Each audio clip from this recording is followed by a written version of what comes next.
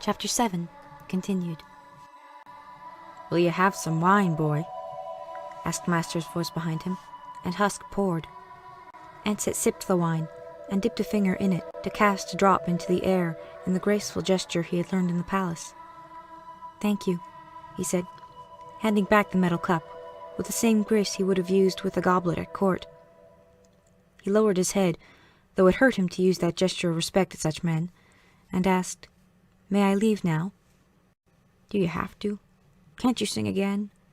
It was as if the men around the table had forgotten that Ansett was their prisoner, and he, in turn, refused them, as if he were free to choose. "I can't do it twice. I can never do it twice." Not for them, anyway, and for McCall, all songs were different, and every one was new. They lifted him off the table then, and Master's strong arms carried him back to his room. Ansett lay on the bed after the door locked shut, his control easing, letting his body tremble.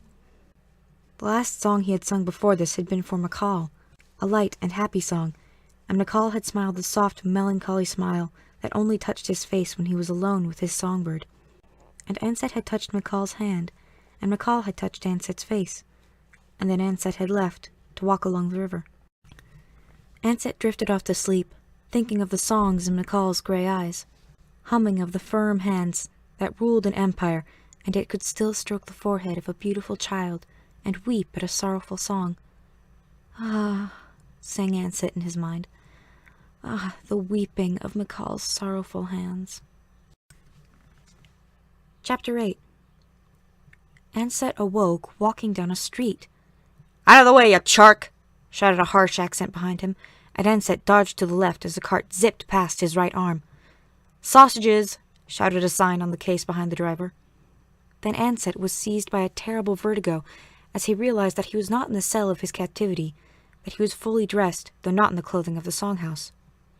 He was alive and free of his captors, and the quick joy that realization brought was immediately soured by a rush of the old guilt and the conflicting emotions, and the suddenness of his liberation was too much for him, and for a moment too long he forgot to breathe, and the darkening ground slid sideways, tipped up, hit him.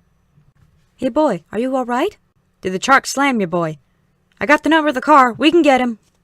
He's coming round in two." Ansett opened his eyes. "Where is this place?" he asked softly.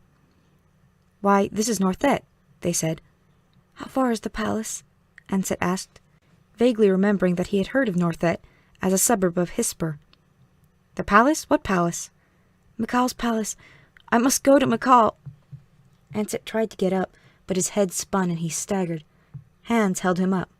"The kid's kinky, that's what. McCall's palace. It's only 60-kilometer, boy. Should I have him hold supper for you?" The joke brought a burst of laughter, but Ansett had regained control, and he pulled away from the hands holding him and stood alone. Whatever drug had kept him unconscious was now nearly worked out of his system. "Find me a policeman," Ansett said. "McCall will want to see me immediately." Some still laughed, but others looked carefully at Ansett, perhaps noticing that he spoke with precision, an off-world accent, that his bearing was not that of a street child. "Who are you, boy?" one asked. "I'm Ansett, McCall's songbird." They looked, realized that the face was the one pictured in the papers. Half of them ran off to find the authorities who could handle the situation, while the other half stayed to look at his face, to realize how beautiful his eyes were, to hold the moment so they could tell about it to their children and grandchildren. "I saw Ansett himself, McCall's songbird," they would say, and when their children asked, "What was McCall's songbird?" they would answer, "Ah, he was beautiful, but was the most valuable of all the treasures of McCall the Terrible, the sweetest face you ever saw, and songs that could bring rain out of the sky, or a flower from the deep of the snow." They reached out, and he touched their hands and smiled at them, and wondered how they wanted him to act, embarrassed at their awe, or accustomed to it. He read the songs in their voices as they murmured, "Songbird," and "Thank you," and "Lovely," and decided that they wanted him to be poised, to be beautiful and gracious and distant, so their worship would be uninterrupted.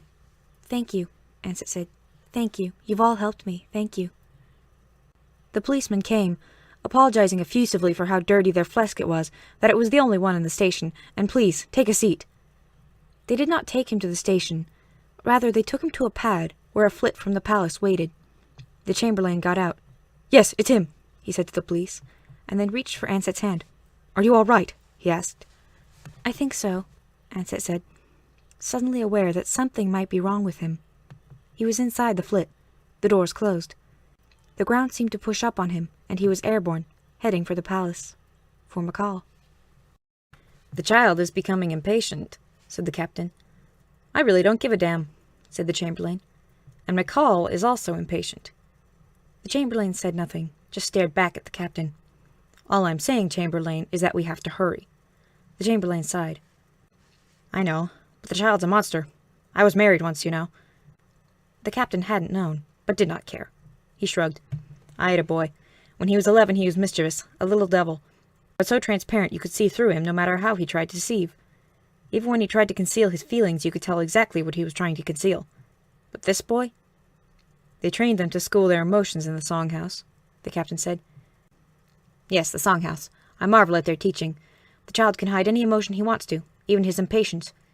He chooses to show it, and then shows nothing else. But you have hypnotized him, only with the aid of drugs. And when I start mucking around in his mind, Captain, what do I find? Walls. Walls. Someone has built blocks in his mind that I can't get through." The captain smiled. "And you insisted on conducting the interrogation yourself." The chamberlain glared. "To be frank, Captain, I don't trust your men. It was your men who were supposed to be guarding him that day." It was the captain's turn to get angry. "And you know who ordered them to keep completely out of sight. They watched the whole thing through ops and couldn't get there before they had taken him off underwater. The whole search was just a second too late all the way. That's the problem," the chamberlain said. "A second too late. You failed at the interrogation. McCall wants his songbird back. I will interrogate the boy." The chamberlain glowered a moment, then turned away. "All right. Much as it pains me to say so, I honestly hope you succeed." The captain found Anset sitting on the edge of a couch that flowed aimlessly around him. The boy looked up at him without interest. "Again," the captain said. "I know," Anset said. The captain had brought a tray of syringes and slaps. As he prepared the first slap, he talked to Anset, trying, he supposed, to put the boy at ease, though whether the boy was nervous or not was impossible to tell. "You know that McCall wants to see you." "And I want to see him," Anset said. "But you were held for 5 months by someone who was probably not a friend of the Emperor." "I've told you everything I know." "I know it. We have recordings. I think we know everything about what you did in the evenings. Every word the crew of the boat spoke to you. You're a marvelous mimic. Our experts are studying the accent of the crew right now. Your memory of the faces has our artists busy reconstructing them. Everything you've told us has been in perfect detail. You're an ideal witness." Anset showed no emotion, not even a sigh. "Yet we go through this again. The trouble is, Anset, what went on during the days. You have blocks. The chamberlains told me. I knew it already. And we must get behind them." "I want you to. You have to believe me," Anset said. "I want to know. I don't want to be a threat to McCall. I'd rather die than harm him. But I'd also rather die than leave him." The words were song. The voice was flat and empty. Not even a song in it. "Is that because of a commitment from the Songhouse? I'm sure they'd understand." Anset looked at him.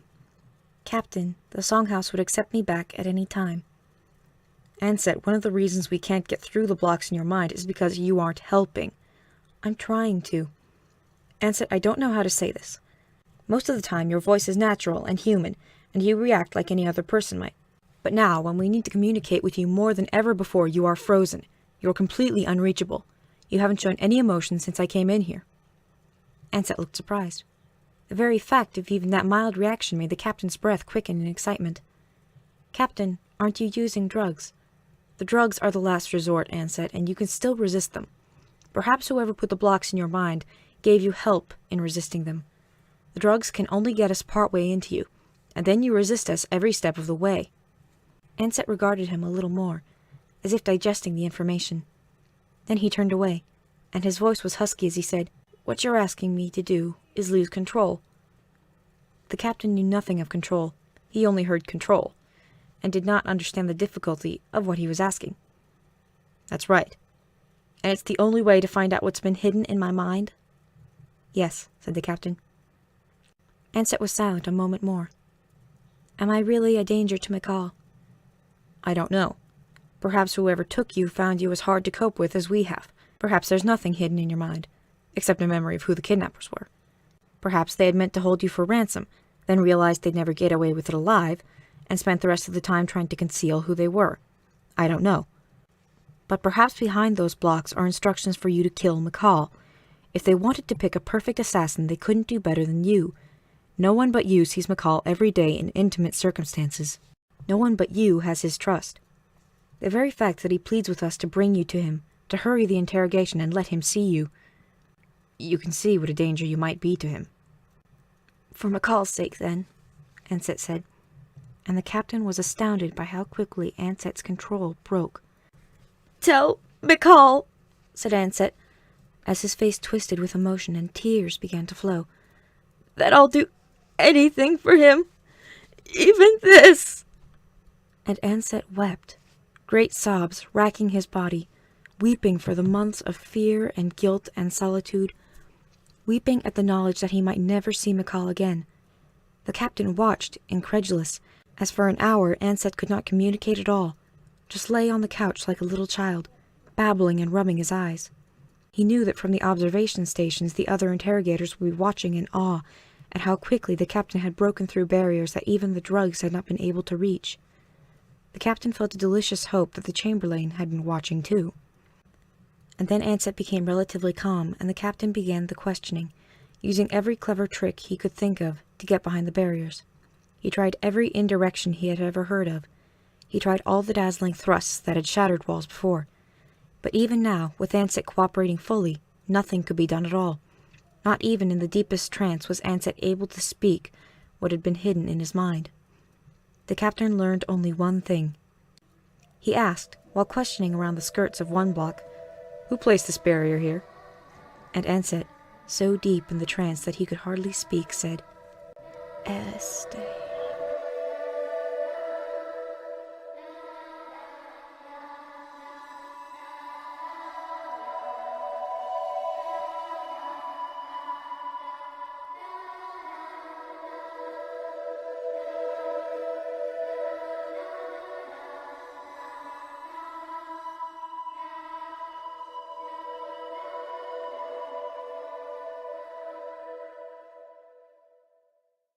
As if he were free to choose. I can't do it twice. I can never do it twice. Not for them, anyway. And for McCall, all songs were different, and every one was new. They lifted him off the table then, and Master's strong arms carried him back to his room. Ansett lay on the bed after the door locked shut, his control easing, letting his body tremble.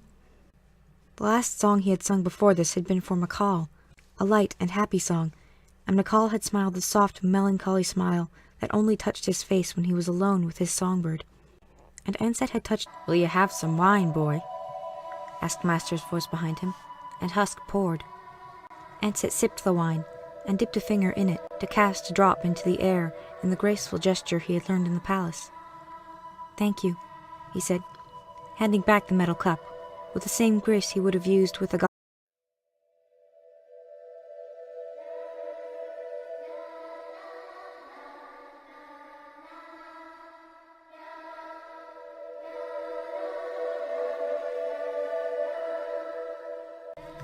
Chapter 7, continued. Goblet at court. He lowered his head, though it hurt him to use that gesture of respect at such men, and asked, "May I leave now?" "Do you have to? Can't you sing again?" It was as if the men around the table had forgotten that Ansett was their prisoner, and he, in turn, refused them